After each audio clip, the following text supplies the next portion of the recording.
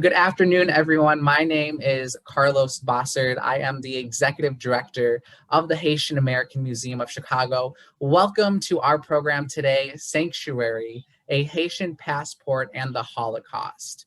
This program is a part of Dr. Cranston Knight's monthly lecture series here at HAMOC, where he speaks about topics surrounding Haiti and the Black diaspora and other related issues. I'm very excited for all of you to join us today. Thank you so much for being here on this Sunday. Happy Father's Day to all the fathers as well. HAMOC's mission is to promote Haitian art, culture, and history in metropolitan Chicago and surrounding communities nationally and internationally through advocacy, education, and supportive services. Education is at the core of our mission, and we are glad to continue bringing insightful, meaningful, and impactful lectures and programs to the community. Now, today's program is a very special one as it discusses the Holocaust and how survivors managed to escape from it with the help of Haiti.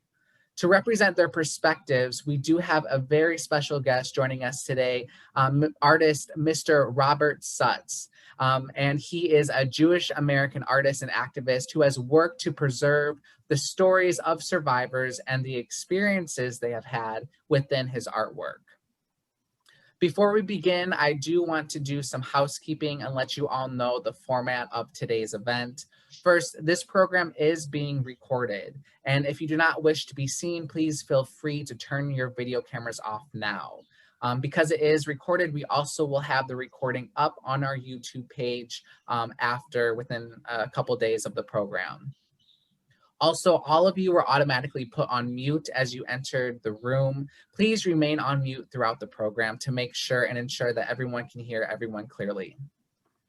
Auto-generated captioning is going to be turned on right now, and this is a part of accessibility that we like to have here at HAMOC. And if you do need the full transcript at the end, please let me know and we can get that to you as well.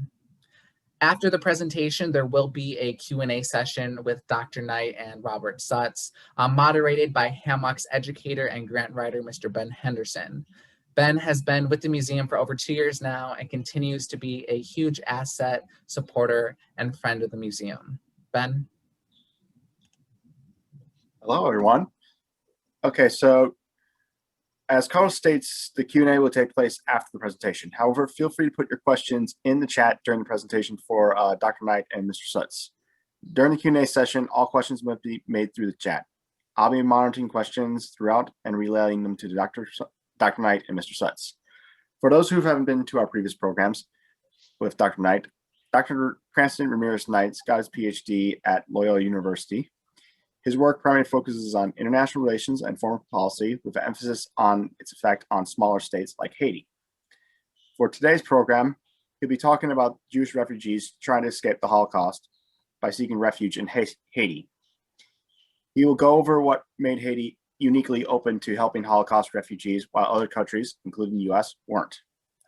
Joining Dr. Knight today is Mr. Sutz, who will provide insight on Jewish experiences in this tumultuous period and an overview of his work as an artist and activist.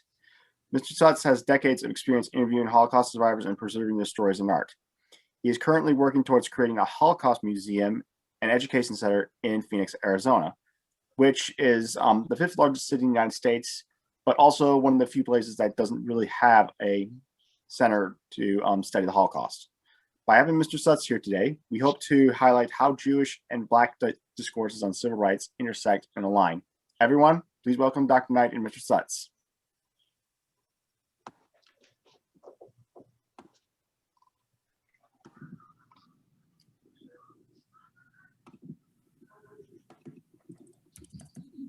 Today's program is Sanctuary, Haitian Passport, and the Holocaust. Next, please. The first thing I want to discuss is Haiti. As we know, Haiti is a very small country. What we may not know is the number of crises that Haiti has gone through or went through before 1938, which was a time of immense pressure on the Jewish population, both in Germany and in Austria. Haiti had a number of many political crises and refugee crises. So as you can see on the screen, hopefully, in 37, Haiti was right in the middle of several political crises at once. One is that it had ended an American occupation, which went from 1915 to 1934. The second was the Dominican Parsley Massacre, which took place in 1937. And the other was the Cuban deportation, which was in 1937 as well. So you get right behind each other a number of crises that the Haitian population, as well as the government, has to deal with. Next, please.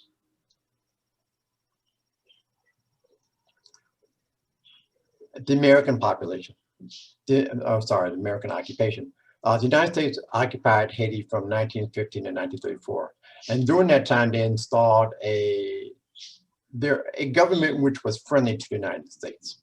It ran the economy, the military, the police, but it also terrorized the citizens and established economic control in Haiti.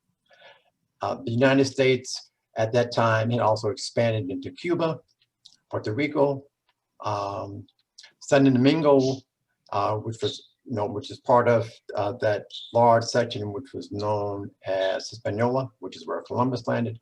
During the youth occupation, the American soldiers killed something close to 15 to 20,000 people during that occupation. Once they left, the country was never the same. It imposed, the United States literally imposed a colonial rule within that particular country. Next, please. The following 2 years, 1937, was a time of real crisis in the country. Many Haitians in the northwest sector of San Domingo worked in the cane area.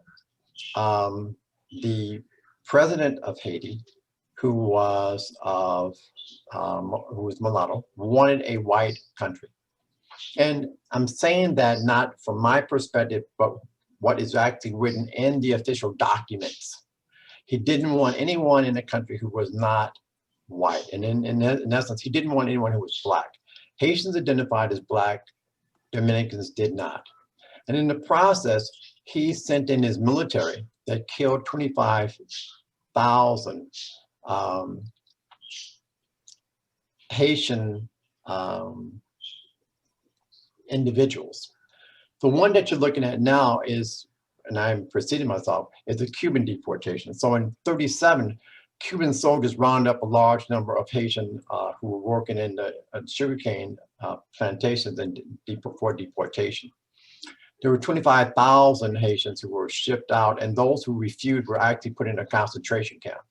And then the following year, they were sent to Haiti, which was already a country which had few to little jobs.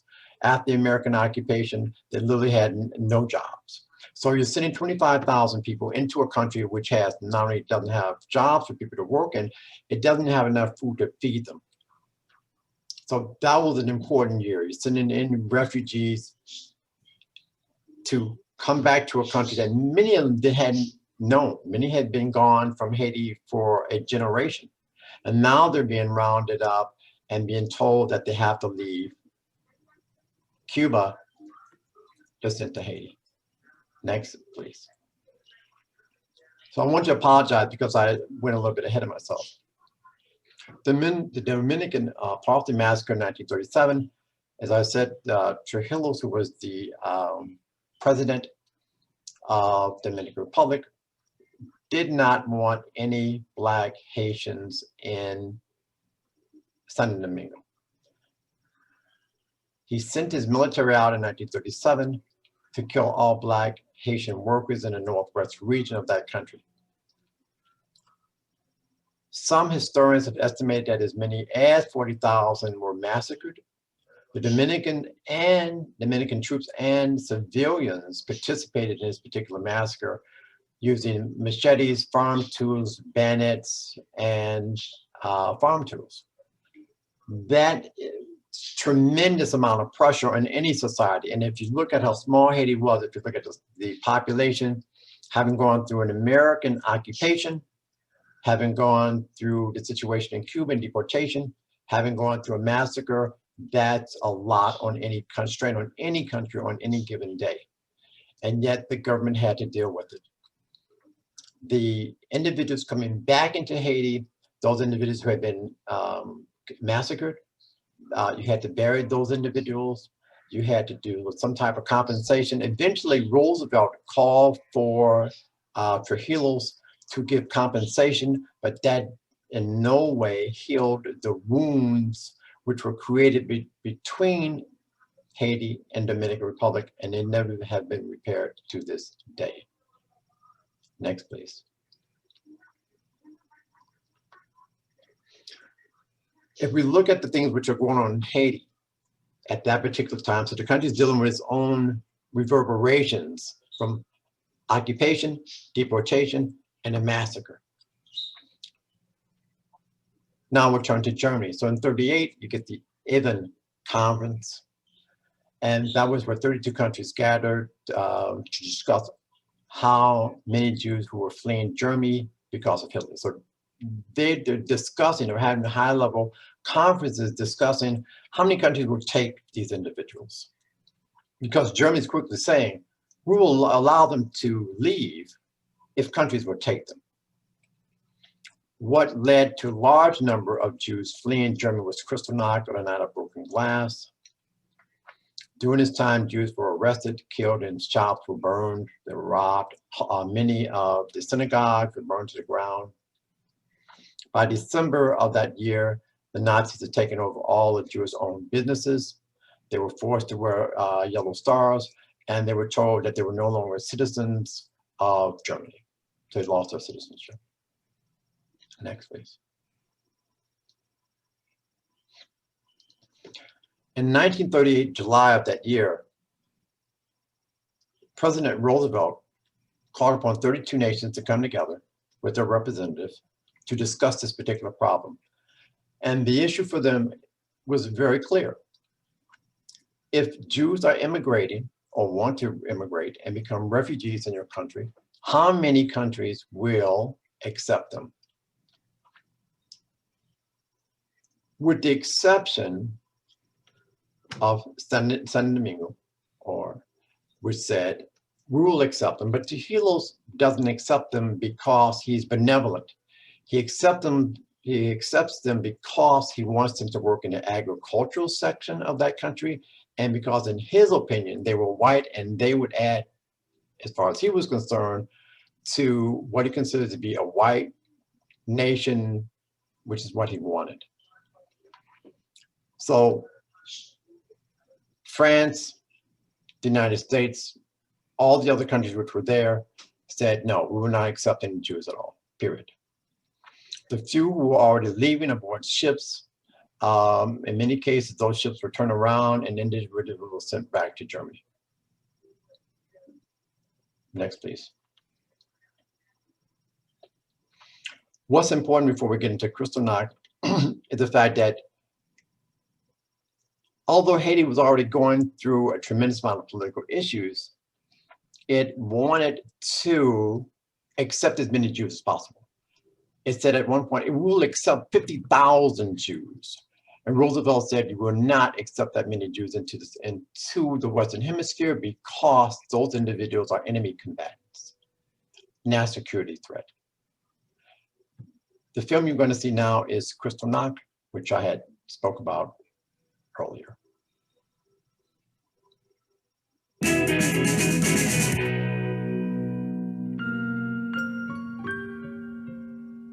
The real significance of Kristallnacht was that it marked a huge escalation of Nazi anti-Semitism. 900 synagogues were desecrated or set on fire. 91 Jews were killed that night, and 30,000 Jewish men, a quarter of all of the Jewish men in Germany, were taken to concentration camps. Not only were businesses destroyed that night, but the Jewish community and life as Jews had known it was also destroyed. You're traumatized. You're traumatized. You cannot understand what's going on. Here you have a loving family, and it's being torn apart. I crawled into this stack of tires and sat there for 3 days, and no food, water, or anything. And all you looked for was to live the next minute, the next hour, the next day, and do another day, and just continue on that way. When you think about that, you do not sleep. Or if you do sleep, you sleep very light. I was 6 years old on Kristallnacht, and I was going to kindergarten that day, and all of a sudden we heard this banging on the door, and Nazis broke in the door with their boots, and the thing I remember the most are the boots, you know? When I see somebody in boots, black boots, it comes back to me, you know, because they kicked the door down with those black boots. When we started searching for an exhibit specifically on Kristallnacht, we were actually unable to find one. So we decided to create our own. We decided to invite artists from around our community, and in fact, around the country, to contribute pieces of their work that spoke to the specific themes of Kristallnacht. My main focus for this piece was I wanted to capture the emotion behind if you were to imagine just a horde of angry people coming into your house and just annihilating everything in your life. I wanted to create something that was beautiful, a little bit somber, but not so life-draining that you didn't want to look at it. I want people to look at this. I want people to stare at it longer, take in the symbols, take in the meaning, get emotionally attached to it at first, and then go a little closer and read into it, incorporating their own lives into it, and remembering that, you know, we don't want this to ever happen again.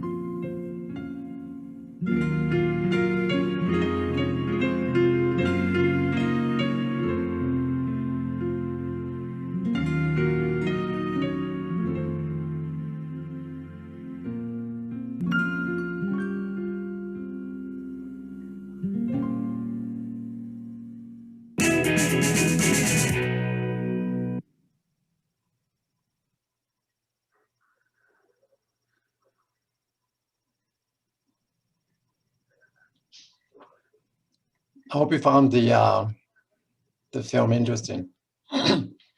What's important about Kristallnacht, but also the oppression of the Jews during this particular period, is that everyone in the West knew that it was taking place. So even though Roosevelt, individuals in Britain, France, stated that they had no idea that not only that individuals during this particular time were being oppressed, that the concentration camp system, they had no idea that it was taking place. You cannot find that in a record. In fact, when you look at the official records from those particular countries, you quickly discover that not only Kristallnacht, but the eventual Holocaust was in every single paper, the New York Times in particular. So as you can see on the left-hand side, it shows the New York Times. And it says Nazis smash, loot, and burn Jewish shops and temples until Goebbels calls halt. So they were very aware of all of the atrocities which were taking place in that country. They didn't want to do anything because many of them were anti-Semitic themselves, which makes Haiti a very, very unique place. Given all that was taking place, they were very empathetic, very aware of what was going on because they had diplomats in Germany and Austria. Next, please. These are some of the people who came to Haiti. Individuals were trying to get out as quickly as possible.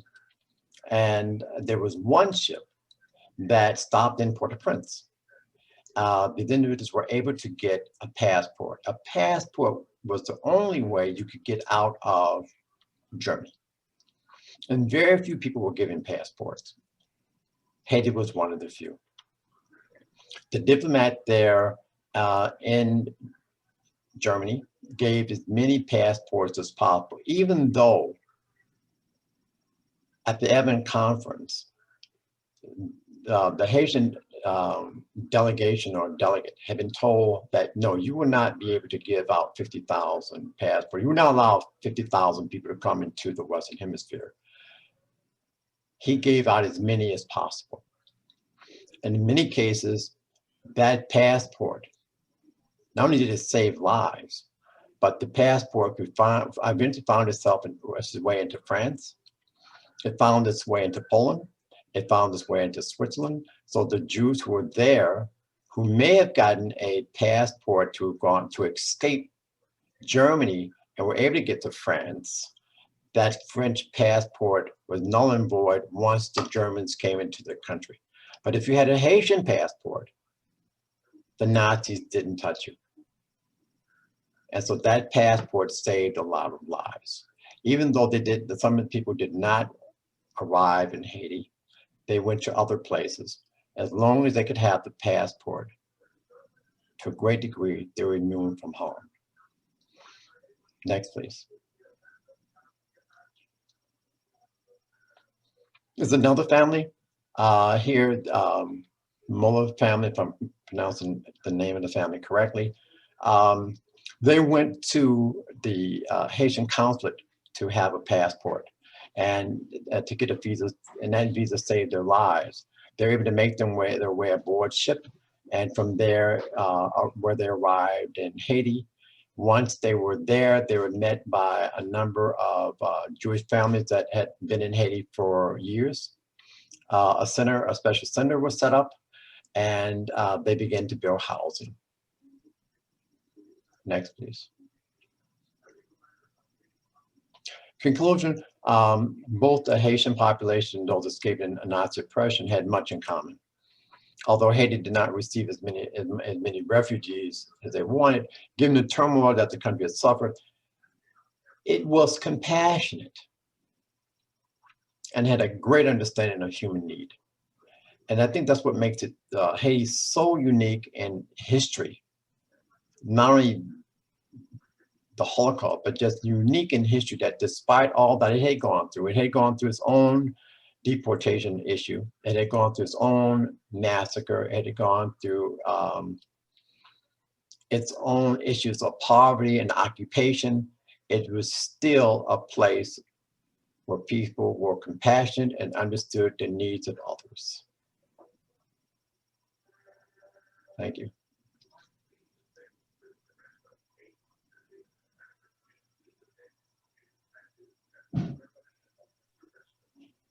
Fantastic. Thank you so much, Dr. Knight, for that really in-depth, and we knew this.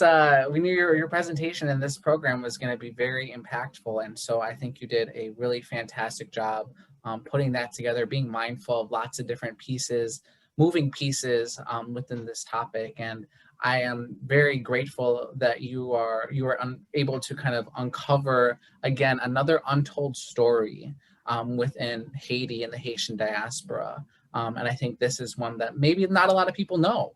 And so I'm very glad that we were able to share this today. So thank you very much. Again, hello, everyone. For people who may have joined a little bit after 2 p.m., my name is Carlos Bossard. I am the Executive Director of the Haitian American Museum of Chicago. Dr. Knight, thank you so much. I appreciate it. If anyone has any questions, definitely go ahead and throw those in the chat for the Q&A here in just a little bit. But it is right now time for me to introduce our special guest for today's program, to make it a very well-rounded program with different views and different ways to tell this story. I am honored to introduce my new friend, artist, Mr. Robert Sutz.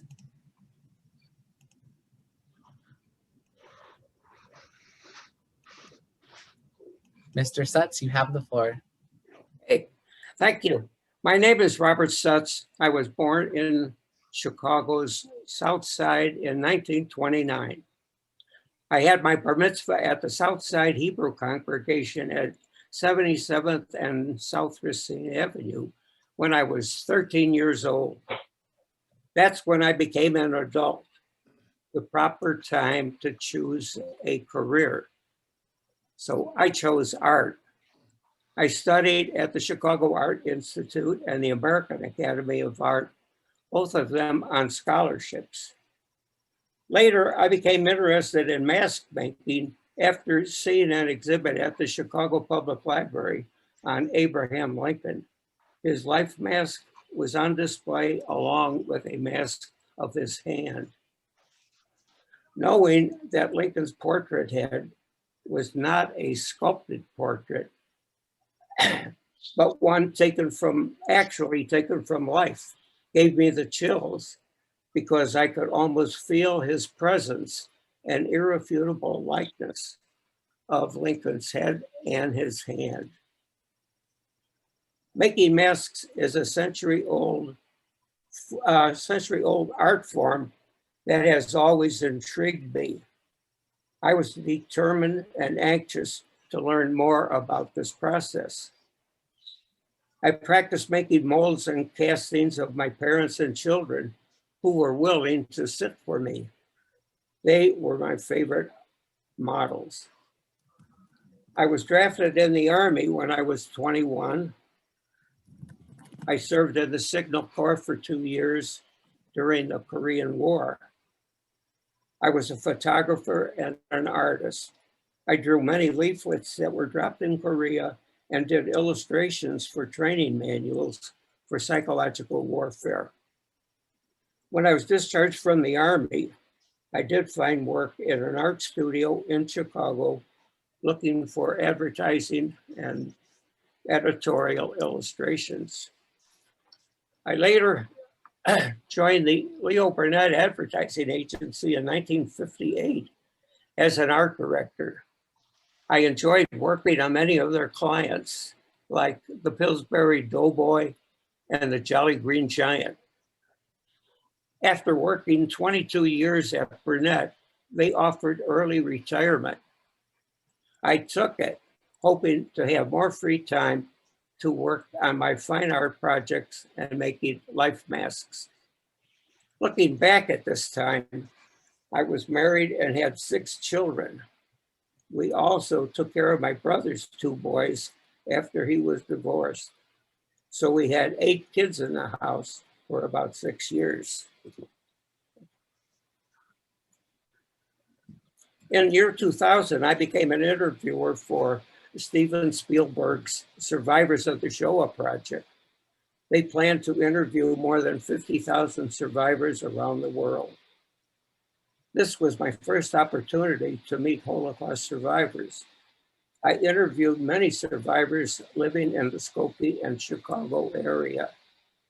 When Spielberg's project was over, I continued interviewing more survivors, along with liberators and righteous Gentiles who risked their lives to save Jews. Knowing that my father's family was murdered in Auschwitz, I wanted to use my art to remind future generations that the Holocaust was the most horrific event in European and Jewish history. For the last 20 years, I have been working full-time on my Remember Holocaust Memorial and at no charge for my work. Phoenix is the 5th largest city in America and is the only major city that does not have a Holocaust museum. Hopefully, we will have a Holocaust museum here in Phoenix in the near future. I was married for 60 years. I have 6 children and 10 grandchildren so far. Thank you so much. Mr. Sutz, thank you so much for being here. You know, having you represent, I think, this fantastic body of work that you are creating and the livelihood, experiences, and stories of these survivors is so special. And I want to very quickly share my screen and just show everyone where you can go and check out Mr. Sutz's art. www.robertsutz.com. This is the homepage that you'll see, and Mr. Sutz works in many mediums, but the thing that he was describing is this thing's called life masks. And Mr. Sutz, correct me if I'm wrong, elaborate as you can, but Mr. Sutz creates these masks, these almost like moldings of survivors of their face. And there is so much power, and I think with art in general, but to have these very lifelike, figures of these survivors, it's timeless, and it's gonna be able to show the actual people, the actual survivors of the Holocaust. And so I remember when I was looking at this for the first time, Mr. Sutz, I told you, like, this is just incredible, the things that you were able and continue to accomplish. And again, the stories that have been told while you're doing this.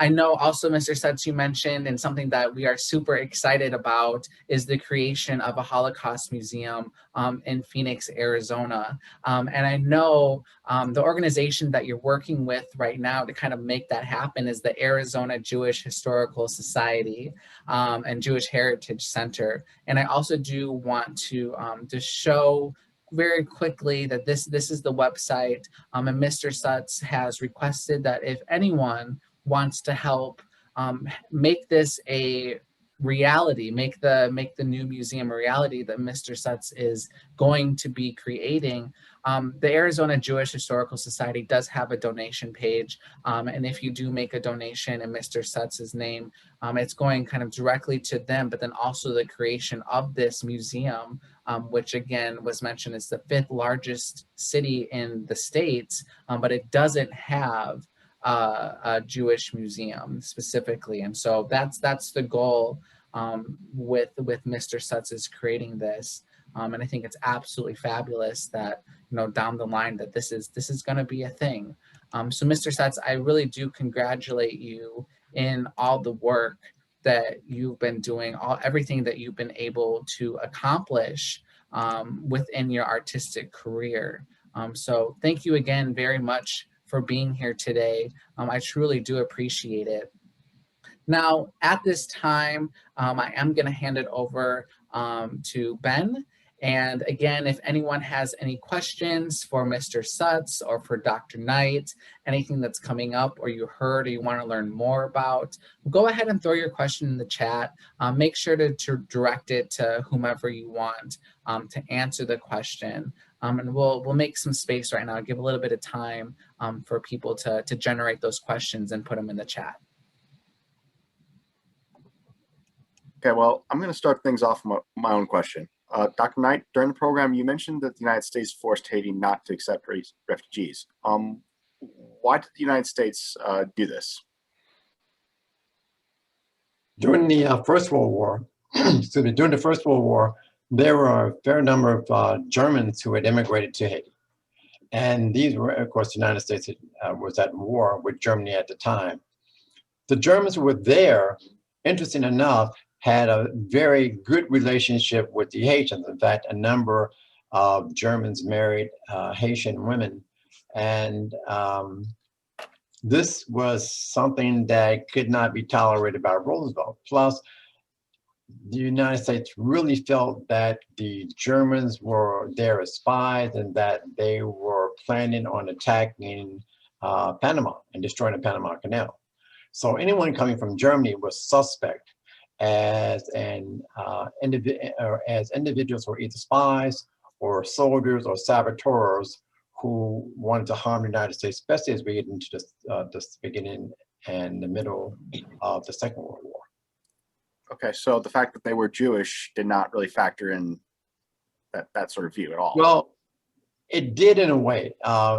Roosevelt was not, how can I say, he was anti-Semitic. That's the bottom line, he was anti-Semitic.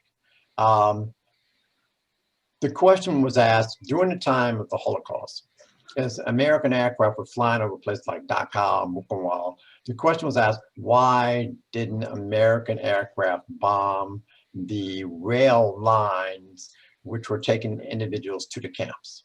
Because as the aircraft were flying over the camps, they saw individuals who were on the trains, they saw individuals departing from the trains, they saw the horror. So they're taking pictures of it, and those pictures were developed. I'm sorry, the film was developed. Individuals saw what was taking place. He was asked on a number of occasions, why don't you bomb them? Bomb those railroads. In fact, given what the people were going through, why don't just bomb parts of the camp? His response, the Jews are not my priority. Fighting the Germans are. And that was also true of Winston Churchill in Britain. As far as the 8th Air Force was concerned, and from the British, Germany was their priority. Saving Jews was not. And they made it very clear. All right. Carlos, you said you had a question? Yeah, I do have a question for Mr. Sutz. You know, I think I would love to hear more about the process of creating these life masks. You know, how do you find these survivors, or do the survivors come to you? And when you're sitting with them, what is it like to hear their stories? How does that feel to you? What comes up? Oh, when I hear the stories, I certainly start imagining if I was in the survivor's shoes, how could I possibly feel? And of course, I wound up in listening to some of these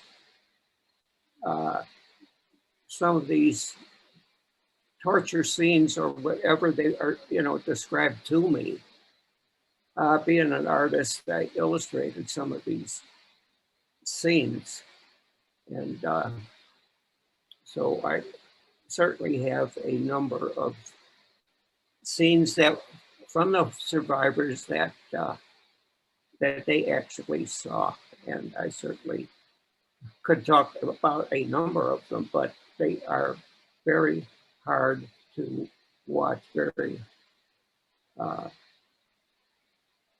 difficult to watch, but they're very accurate. The pictures came, exactly from the survivors themselves, and oftentimes the survivors wound up seeing some of the paintings that I made, and they actually said, they called me Robert. That is exactly what happened, in some of these scenes. I know that when I had exhibits around the country, what I had was a traveling exhibit. And that was for a number of years, where I would take my exhibit, which showed life masks of Holocaust survivors, pastels of survivors that felt uncomfortable about sitting for life masks, their pastel portraits, and also paintings of Holocaust scenes. And of course, each survivor, I did a video interview. And so I took these pieces together and traveled and had exhibits in the West Coast, the East Coast of New York and California. And when I was young enough to take these pieces. And of course, as time went on, my collection grew. But some people ask, well, how long does it take to sit for a life mask? Well, they probably would come to my studio and sit in this old dental chair that I have, and they would sit approximately 40 minutes. But they ask, well, how long does it take you to finish them? And the answer is a minimum of 1 month. So it takes me at least a month to finish each one of these when I cast it. And of course, each one becomes one of a kind. There are no duplicates of these life masks. And but I do, when I exhibit them, I have their stories, like this one of Max Cuban, that tells his story. So along with the mask, I have a little bio and a story about his life, kind of a condensed story. But if people are interested in knowing more about this particular individual, that we have records, video records, where they can find more information about, each individual. So over a period of time, I have made up to over 150 these stories. What you're showing now are certainly typical of what so many survivors witnessed and told me about. So I just feel good about putting together this collection. And oftentimes when I do exhibit at different locations, many of the galleries or wherever I exhibit these pieces, they often say, we don't mind showing the life masks, but all of these scenes that you have painted are so disturbing. Can you possibly show me some scenes about the Holocaust that are not disturbing? And I find that very difficult to do, because that Holocaust was just unbelievable horror that can hardly be described. I certainly am losing a number of these people. So even though I have done over 150 pieces, there are so many of these survivors that are not with us anymore. I miss them, and I just feel good about having their legacy and having their story to continue to be told with my artwork. Yeah, the archive and the collection that you're creating, unfortunately, there are folks who don't believe in the Holocaust, and Yes. I think the way that you are remembering and capturing these experiences and memories really combats that in a very artistic, very beautiful way. And I find it very interesting, in those different spaces where you're exhibiting, they're asking you to show a happy scene or something about the Holocaust that isn't, as they may say, disturbing or, it was graphic.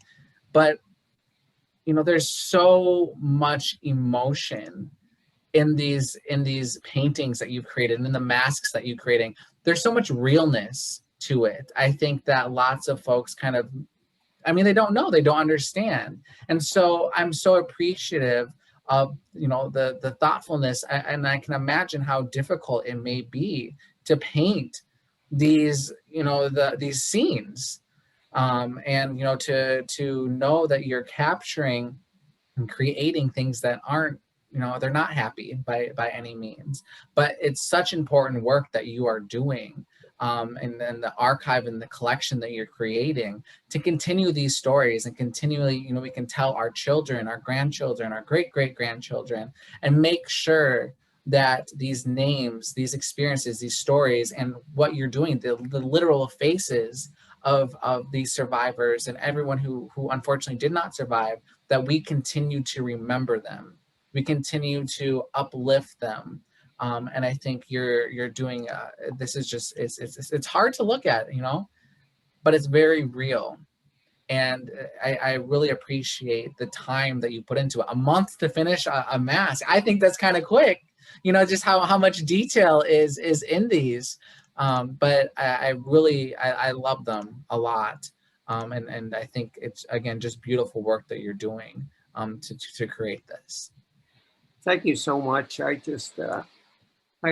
often think of how incredible it is that there are some people that are well educated and they're very wealthy, and they just insist on saying that or denying the Holocaust. And I certainly don't want us to do what I'm doing, because I feel that what I'm doing is the right way to remember so many of these wonderful people that have lost their lives.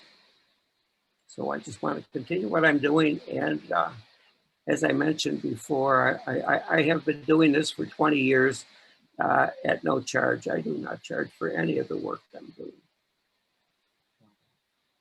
And hopefully my collection will continue to grow, because I do have some survivors coming up in the next couple of weeks that I will be making life masks of them. And of course, I interview them first. And after the interview, we talk about, I would like them to sit for a life mask, but sometimes they say to me, well, I don't feel comfortable sitting for a life mask. You know, it's, my skin is very sensitive, and but I want to save their stories. So I wind up doing not life masks of them, but pastel portraits of them, because my background has been portrait art for many, many years. So I kind of like having them either as a third-dimensional, irrefutable likeness, or in a pastel portrait of them. So I feel good about having the records that way, video, and also with the shortened bios that we have placed next to these masks and portraits, pastel portraits.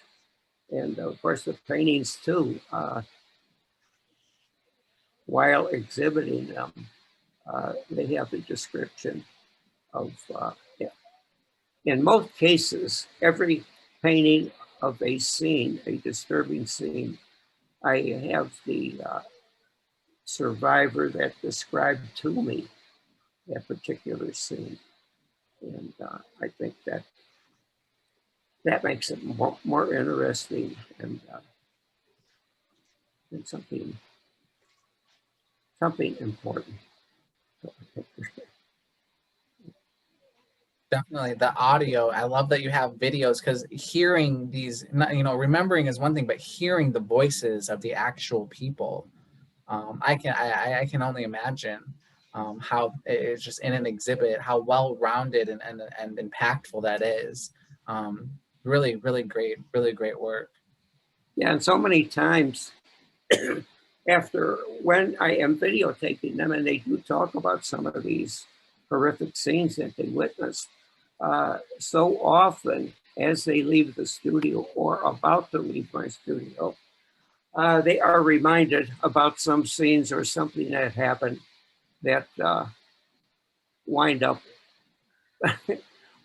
being a painting too. So they have like additional information for me that are not recorded on my video interview, because so much of the conversation before they leave, or even before I do the video, a lot of it is not recorded. But I do make little sketches. I wind up making, for each one of these paintings, I make a little index card. I sketch out what I feel the painting should look like. So from an index card, it goes into a larger painting, either a pastel painting or a watercolor painting or an oil paint. So I have a pretty good deck of paintings that I am still very anxious to paint. All right. Okay, we got a question for Dr. Knight here. How did Dr. Knight get interested in his field of study? Pardon? How did you get interested in your field of study? I was always interested in international affairs since I was very young. And I took a history class as an undergrad, the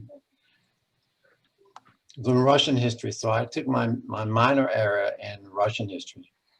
And then I took my graduate studies in East Asia, China and Japan. So I had to learn Japanese and I had to learn Zen Buddhism. Once I began to explore literally the world, I became that much more interested in U.S. foreign policy and how did the U.S. interact with the Soviet Union, which is now Russia, how did the U.S. foreign policy impact the Pacific area, China, Japan? And so when I did my graduate work, I specifically looked at the United States in terms of its international, diplomatic, and military involvement in the Pacific. Although I also have to say I do have a minor area I take a minor in the rise of fascism, both Italian and German. So I had to learn not only the literature, but a little bit of the language as well. So what piqued my interest? The world, understanding the world. I just was always fascinated with world events. All right. Okay, so I'm going to take this chance to ask a question myself. I'm wondering if you can compare like the refugee policy back then to today. Of course, we've seen like, of course, the treatment of Jews back then in the United States. It was a lot of people were just pretty apathetic towards Jews. There was a baseline reluctance to see them as victims. And I wonder if we see something similar today with, say, Haitian refugees or even Syrian refugees from a few years ago.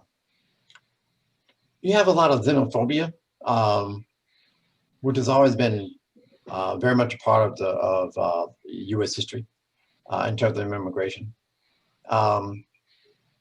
There is a difference between I want only individuals to come into the country who will be so-called, as they say, prosperous, or will be able to add to the country's wealth, knowledge, education, et cetera, versus I dislike these particular people based on color. And for a long time, those who were of the Jewish faith were defined as a race. So it was racism. And so when we talk about Haitians, it becomes an issue of race. When we talk about the issues of those Jewish immigrants coming to the United States, then we're talking about issues of race. And even at the border today, in many instances, what we're talking about is an issue of race, or the brown of America is a series of scholars have talked about. Is it different? In some ways, but in other ways, it's very, very similar. We don't like the other. We have a hard time understanding the other. We don't want to know the other, and we don't want to be associated with them. All right.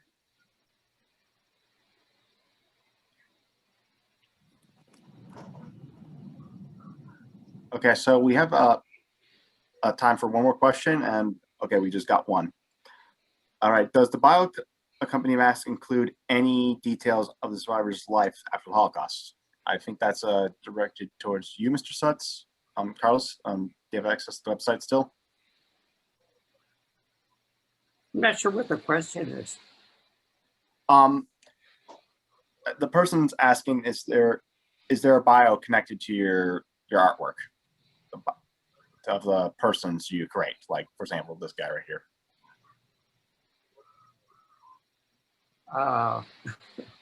Well, I don't know if I mentioned before that my father's family in Białystok, Poland was murdered, and murdered in Auschwitz. And of course, that's why it felt important for me to start doing what I can do, and hoping that my art can help remind future generations about things that happened. And I often think about how the Germans described these Jewish people as being inhuman, and I feel good about just showing them what the Jewish people really look like. They look just like us. All these bad names that they were called were just crazy propaganda. I'm not sure if I answered that question, unless I hear it one more time. Yeah, I think the person was just asking with the life masks. I know, Mr. Sutz, you mentioned that you usually have a bio with life masks of the person. So I don't have the question here on my screen, but I'm thinking that's what they ask. And correct me if I'm wrong. I think when you display the life masks, then you will, be able, you show that those pieces, the biography with it. Yes, it's always, whenever I show a pastel portrait or a life mask, right alongside, I have an 8.5 by 11 card that gives a condensed story of this person that they are seeing. And so there is usually no question about where these people come from, and but it's just a condensed story about their life. And we do have a screenshot here of kind of what that display kind of looks like. So here we have the mask, and we have the bio next to it. So I think it's a well accompanying kind of piece, a well-rounded piece. And this is how I would imagine it look like when you display it. Yes, exactly. And then in addition to that, if people want to know more about Lewis Press, they could just contact me and or my son, who does the video interview, and we could send them more information about this particular and really quick, in the bio, does it include any details of their life after the Holocaust, if they're still either here, or kind of what happened after the Holocaust? Yes, I think in every bio that we write, we like to include pretty much three things in talking to them about their life before the Holocaust, the life during the Holocaust, and what their life was like after the Holocaust, and really bringing their story right up to date, where some of them live in Phoenix, or they, wherever they are currently living. So that's usually what the bio kind of condenses to, those 3 points. I love it. That's really great. And, again, you're doing your due diligence in many ways to make sure that the stories, again, the real stories and experiences of these survivors come out. Thank you again for sharing your artwork. And, and as we come to, about the end of the program, I do want to thank everyone for really joining us this afternoon for this amazing conversation and presentation. Dr. Knight, as always, thank you for sharing your research and contributions to the Haitian community and within the Haitian diaspora. Mr. Sutz, it has been a great pleasure to get to know you these past few weeks and work with you and see your artwork. And truly, you are doing so much for not only, the Jewish community and survivors, but really for the world, as this is a world issue, a world topic. And I am so happy to hear that this museum is coming together, because your collection is going to really impact not only Phoenix, Arizona, but really everywhere. And I'm looking forward to continue to connect with you in many different ways and see how we can uplift your work. And Ben, as always, a fantastic Q&A session. I really appreciate you being here today, adding your comments and your thoughts. The team, you all have been fantastic, and thank you for all of us putting this together. I would like to say one thing, if I might. Of course. I just want to thank Dr. Knight. He certainly opened my eyes. I was really feel that I did not really know much about the Haitian, how many Jewish refugees were saved in Haiti. And but the story that he is telling, I don't know, meant a lot to me. So thank you, Mr. Knight. Thank you. Awesome. Well, before we go, I just want to make some quick announcements that are happening at the museum right now.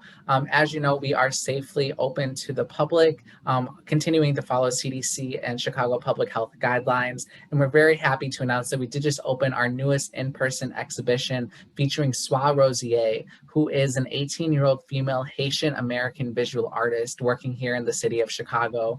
And her exhibition that she has created asks the question, what does it mean to be Haitian? Being a young Haitian woman who comes from a very traditional Haitian family, she hasn't herself been to the island of Haiti. And this is a topic and a common theme with lots of Haitian Americans living here in the States.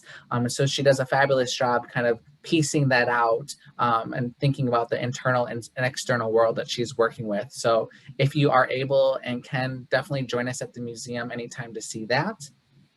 Also, keep a lookout for an upcoming collaboration that we are doing with a Haitian gallery in Paris, France. Our mission is to do things internationally. That is coming up very soon next month, and we are extremely happy to continue connecting with different organizations outside of the States.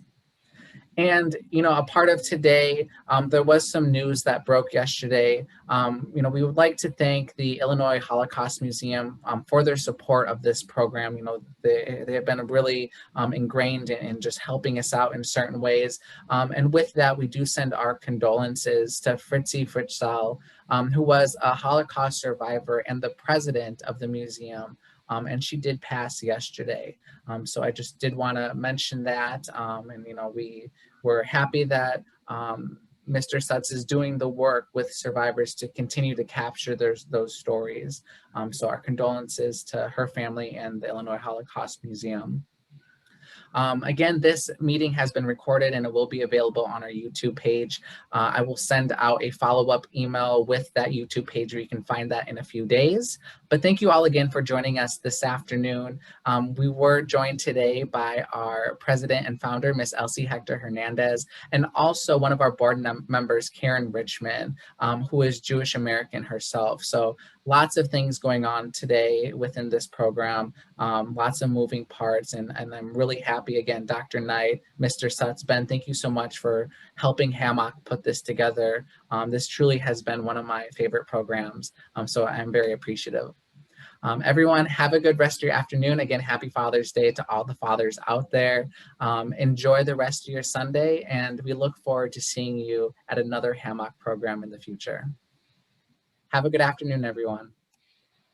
Thank you. Thank you.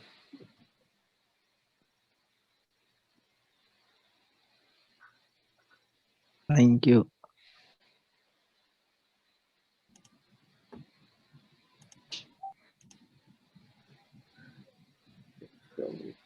Thank you, everyone in the chat. Thank you so much for coming. Thank you.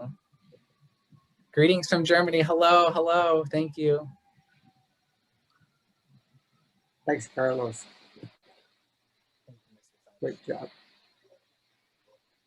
Thank you. You're doing a good job, guys. It's Lovenson St. from Haiti. Good job. Thank you for joining us. Thank you so much. Thank Merci, you. Carlos. Merci.